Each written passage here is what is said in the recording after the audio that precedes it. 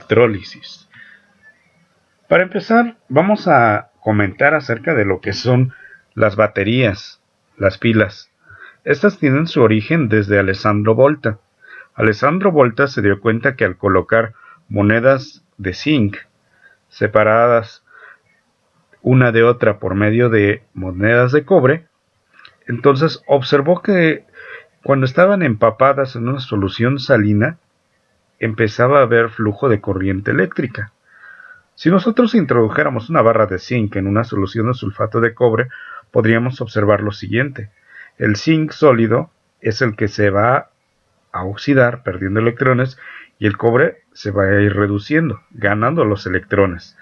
Este tipo de reacciones son las que permitieron en este sistema que se generara de manera espontánea una corriente eléctrica.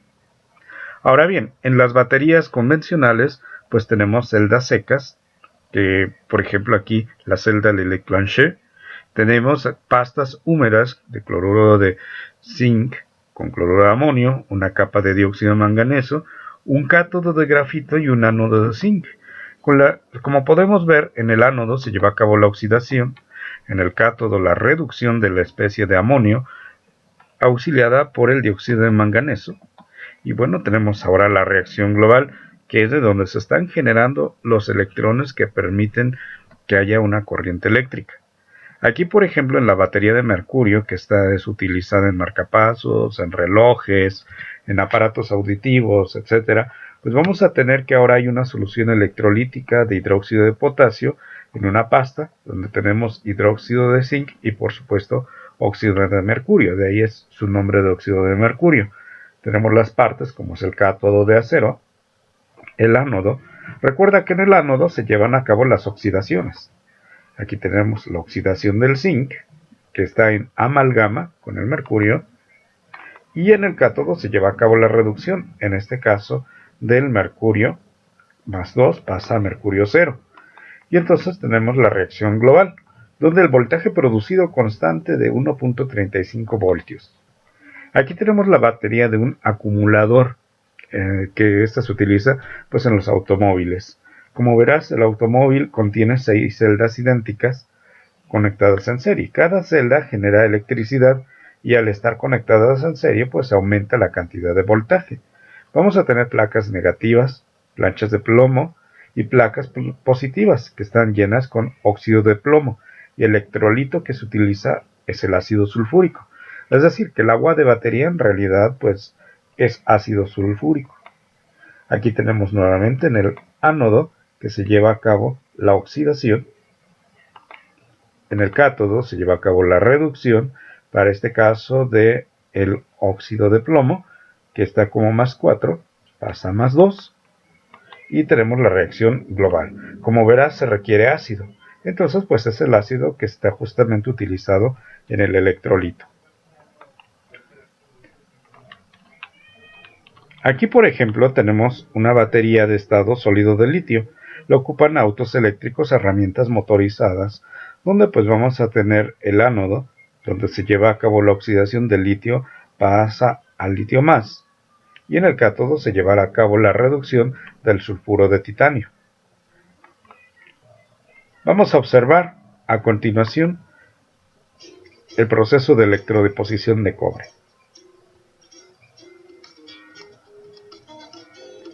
Aquí se está preparando una solución 0.5 molar de sulfato de cobre. Es decir, vamos a tener al cobre en forma de cobre 2+. Allí lo tenemos disuelto en agua, y entonces allí tenemos iones cobre 2+. Ahora la pieza que vamos a recubrir, en este caso el electrodo de cobre.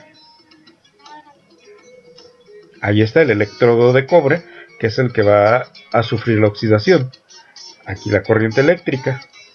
La pieza que vamos a recubrir de cobre se sostiene, así como el cobre. Vamos a generar una celda electroquímica.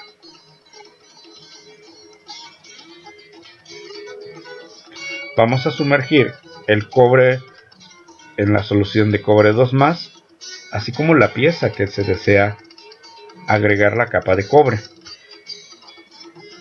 podremos darnos cuenta que el cobre va a pasar de cobre 0 a cobre 2+, es decir, se va a oxidar.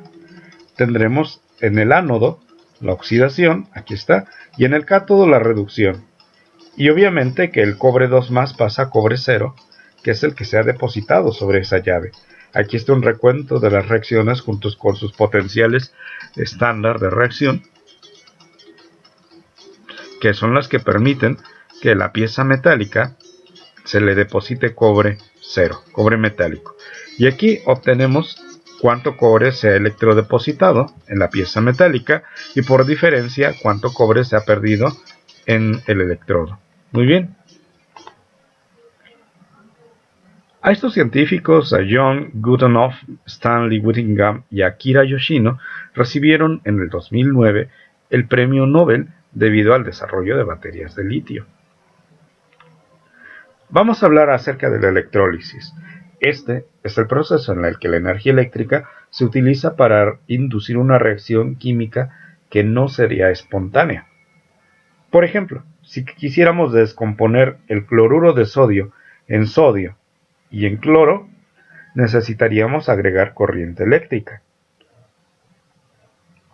Aquí lo observamos si estuviera fundido el cloruro de sodio, pero si estuviera en solución acuosa, resulta que el sodio que se produce inmediatamente como metal alcalino reaccionaría con agua generando hidróxido de sodio e hidrógeno. El cloro escaparía en forma de gas. Aquí tenemos la electrólisis del agua, donde justamente para que el agua pueda sufrir la electrólisis, se le agrega un poco de electrolito, que sería ácido sulfúrico, para que pueda haber paso de la corriente, ya que en general se sabe que el agua pura no conduce a la electricidad. Sin embargo, cuando se le pasa una corriente eléctrica, se va a llevar a cabo en el ánodo la oxidación, como aquí tenemos, que se va a producir hidrógeno, y gas y oxígeno, y se va a producir 4 protones. La reducción se va a producir el gas hidrógeno cuando estos 4 protones reaccionan con 4 electrones. Muy bien, vamos a mirar un video acerca de la electrólisis de una solución de cloruro de sodio.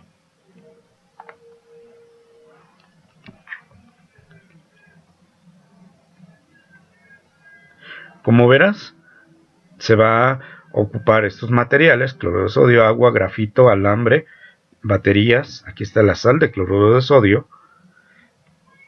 Y podemos observar que esta sal tiene que ser disuelta en agua. Aquí está agua en un recipiente plástico. Aquí hay alambres conectados a una batería o a un tomacorriente en este caso.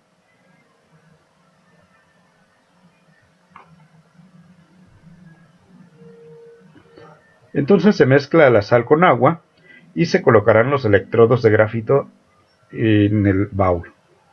Aquí se agrega el cloruro de sodio, se mezcla con el agua para formar una solución homogénea.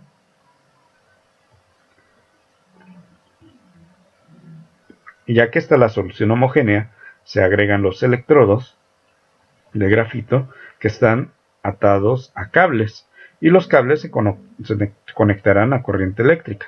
Vemos el cátodo y el ánodo. Recuerda que en el ánodo se lleva a cabo la oxidación, en el cátodo la reducción. Y podemos observar que se generan gases. Ya te había dicho que el sodio que se generara va a reaccionar con el agua produciendo hidrógeno, y el cloro se va a desprender en forma de gas cloro. El cátodo se genera el sodio, claro, pero el sodio reacciona con el agua para generar hidróxido de sodio y gas hidrógeno. Aquí lo dice. Aquí es donde se llevaría a cabo la oxidación, en el ánodo, y en el cátodo la reducción.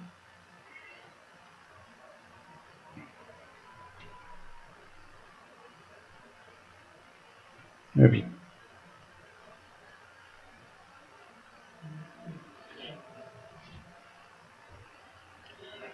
El cloro se reacciona consigo mismo para producir gas cloro. En ambos electrodos se están desprendiendo gases. Sin embargo, Si vemos las reacciones, aquí está. El cloruro de sodio se disocia en sus iones sodio y cloro. Ahora el sodio va a reaccionar con agua para generar hidróxido de sodio. Y los dos cloros van a reaccionar entre sí para generar cloro. A esta reacción le faltan los hidrógenos, que el hidrógeno se desprende en forma gaseosa. El cloro también se desprende en forma gaseosa.